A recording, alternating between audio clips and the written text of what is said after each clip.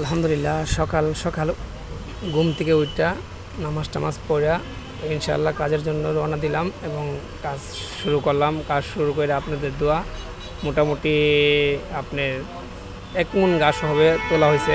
1 মণ ঘাস তো বুঝুনই, প্রায় 40 কেজি ঘাস গরুর জন্য তুলছি। তো জমিতে পানি আছে, পানি থাকাতে আমি যে আমার জামবোর্ড আছে বোর্ড পরেই ঘাস তুলতে হয়। তো আপনারা অনেকে বলেন গরু পাললে সফলতা আসে বা আসবে, কিন্তু শ্রম যে দিতে হয়, কষ্ট যে করতে হয়, এটা তো সবার জানা নাই।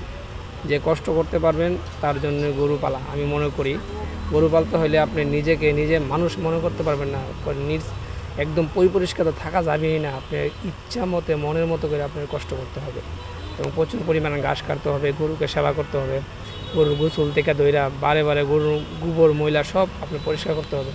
তাহলে আপনি গরু পালতে পারবেন এবং সফলতা একদিন ইনশাআল্লাহ আপনার আসবে।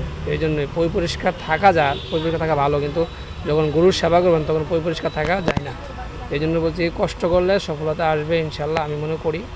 যারা যারা গরু পালতে চান বা পালবেন, আমি মনে করি কষ্ট করবেন, সফলতা একদিন আসবে।